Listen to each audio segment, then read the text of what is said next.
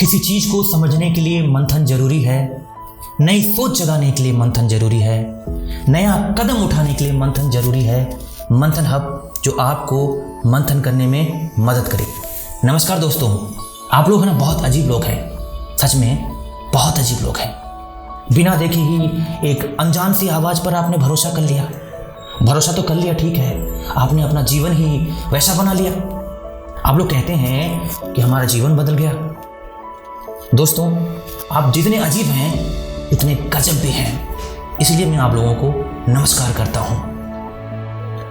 ये आपके लिए और हमारे लिए बहुत बड़ा अचीवमेंट है। आपने मंथन हब पर भरोसा करके अपने जीवन को एक ओरिजिनल ट्रैक पे लाने का फैसला किया है। इस अचीवमेंट के लिए हम आपका बार बार धन्यवाद करते हैं। आप ऐसे हमारा साथ देते रहें। हम भी वादा करते हैं, हम भी आपके साथ हमेशा चलेंगे।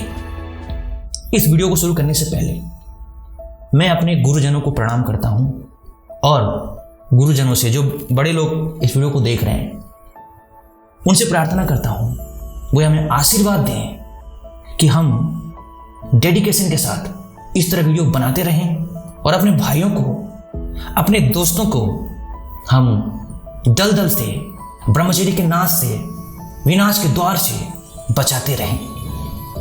एक जनरल सा क्वेश्चन आता है, मंथन हब इस टॉपिक को क्यों चुनता है?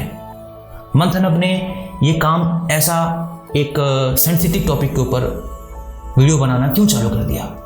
आज के समाज में जो क्राइम्स बढ़ते जा रहे हैं, किसी भी तरह के क्राइम्स को ले लीजिए, सेक्सुअल क्राइम्स को भी ले लीजिए, ये सब क्राइम्स बढ़ने का जड़ कारण क्या है? मैंने इसके ऊपर रिसर्च किया, मैं इसके डीप में गया। मैं जब इसके डीप में गया तो मुझे जो इसका कारण मिला, उस कारण ने मुझे झकझोर कर दिया।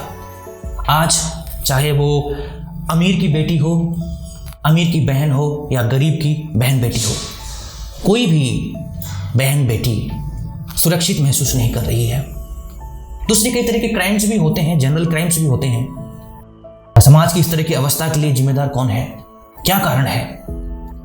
सबसे सिंपल एंड सटीक और सीधा कारण है चरित्र का पतन। इंसान अपने चरित्र से इतना नीचे गिर चुका है कि उसमें और जानवर में कोई अंतर नहीं है। यह हाल इंसान का क्यों हुआ? दोस्तों, चरित्र निर्माण के लिए किसी ने भी जोर नहीं दिया, किसी ने भी हमें पढ़ाया नहीं, सिखाया नहीं। हमने इस चीज को नेग्लेक्ट किया है। हमने अपने पूर्वजों की बात को नेग्लेक्ट किया है। हमने अपने स्पिरिचुअल लीडर्स की बात को नेग्लेक्ट किया है। स्वामी विवेकानंद ने क्या कहा था? स्वामी विवेकानंद ने कहा था, we want the education by which character is formed, strength of mind is increased, the intellect is expanded.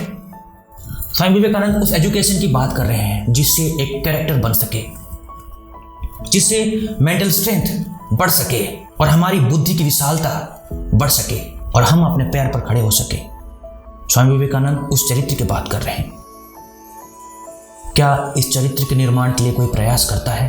अगर समय रहते हम लोग चरित्र निर्माण के लिए प्रयास करते, या समाज में इसको जोर दिया जाता है, या समाज में इस एजुकेशन को जोर दिया जाता, तो आज इंसान इतना चरित्र से नीचे नहीं गिरता और इस तरह के क्राइम्स कभी नहीं होते।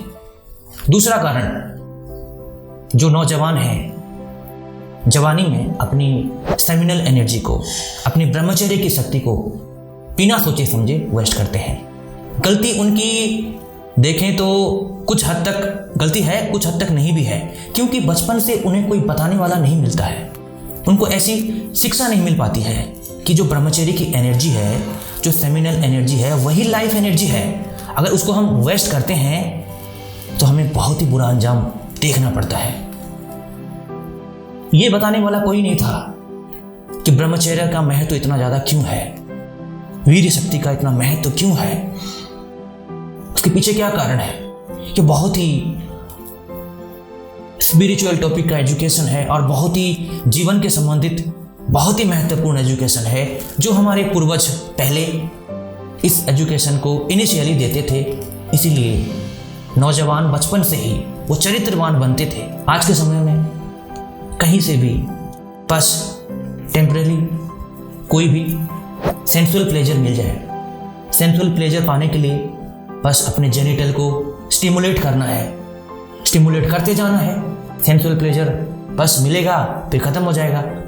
और नौजवान चाहता है कि ये सेंसुअल प्लेजर हमेशा मिलता रहे और ये बढ़े और मिले और मिले, लेकिन और कहाँ से मिलेगा?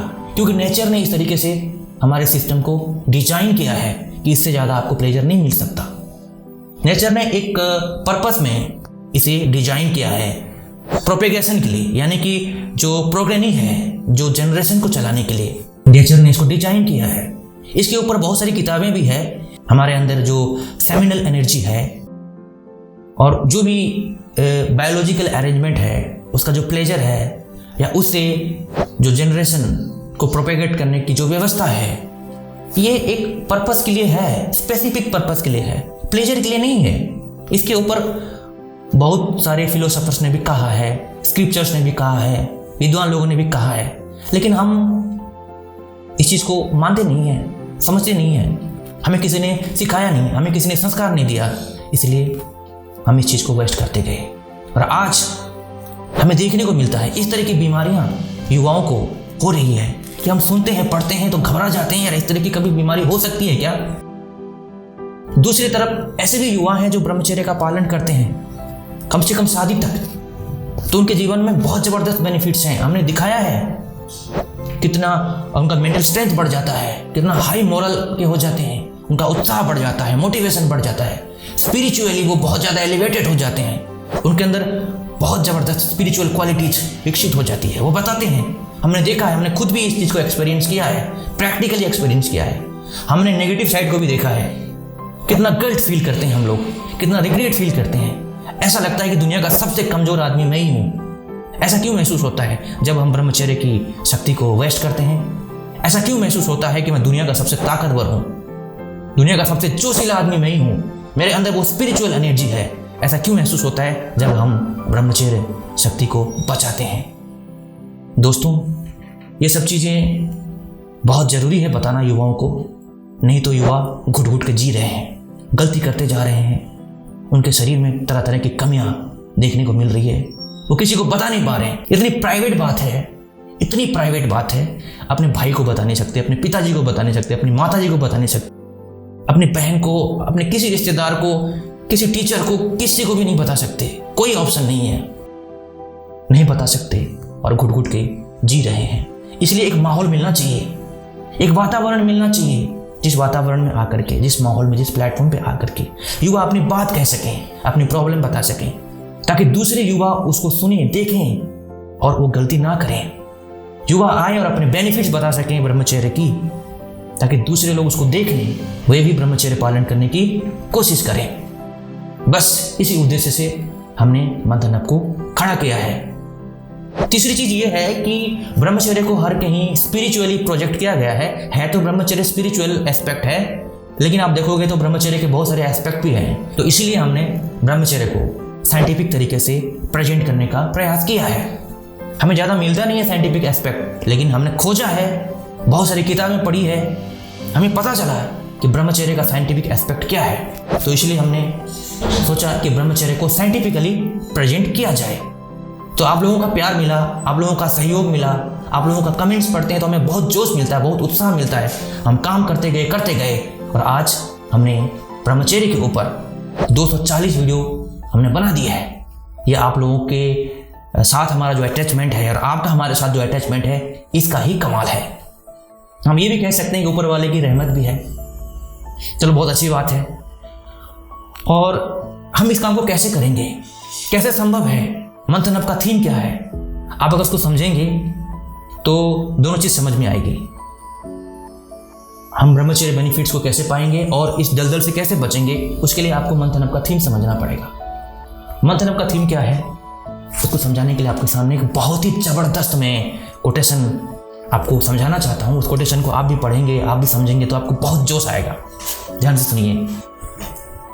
The animal will be tamed one day, but not until each one individually undertakes the taming. Then with every effort of the will toward purification, the spiritual entity of man is drawn higher and ever higher. कितना जबरदस्त quotation है। हमारे अंदर एक जानवर घुस गया है। उस जानवर को मारना नहीं है, उसे अपने वश में करना है। तब तक हमें प्रयास करना है जब तक ये जानवर हमारे वश में ना आ जाए। तो होगा क्या, हमारा विल पावर और एफर्ट से spiritual entity of man is drawn higher and ever higher. हमारे अंदर एक स्पिरिचुअल एंटिटी पैदा होती है, वो ओरिजिनली है, जो हमारा नेचुरल स्टेट है। जब वो स्पिरिचुअल एंटिटी जग जाएगी, वो और ऊंचाई तक वो एंटिटी छुएगी और हमारे अंदर जो जानवर है वो वश में हो जाएगा और इनफैक्ट उसका अस्तित्व ही खत्म हो जाएगा। हम अपने ओरिजिनल स्टेट पे आ जाएंगे। तो ये है मंथन अप का प्रयास। जब तक हम अपने ओरिजिनल स्टेट में नहीं जाएंगे तब तक इस दलदल से बचना बहुत मुश्किल है। मंथन अप का आपने लोगो देखा होगा, उससे भी हम एक बहुत बड़ा मैसेज देते हैं। ध्यान से देखिए इस लोगो को। इस लोगो में आप देखेंगे कि एक हेड है, उसकी आंखें आधी खुली है आधी बंद है, यानी कि ना बाहर भटक रहा है, बाहर उसकी एनर्जी लॉस नहीं हो रही है, ना अंदर वो सो रहा है। वो अपने समाधि स्टेट में है, अपने नेचुरल स्टेट में है। वो एक ट्रांसफॉर्मेशन जर्नी में जा रहा है, अपनी मंजिल की तरफ जा रहा है। ये मंथन अप का लोगो जो है वो मैसेज देता है और आप लोगों के अंदर उत्साह पैदा करता है। आप लोगों का भी वैसा एम्बिशन होना चाहिए। जब ऐसा एम्बिशन होगा, जवानी के समय से ही हम ब्रह्मचर्य को पालन करेंगे, इसको समझेंगे, इस एनर्जी को लॉस नहीं करेंगे और हमारा गोल हाई होगा, तो हम फिजिकली, मेंटली और स्पिरिचुअली स्ट्रांग रहेंगे।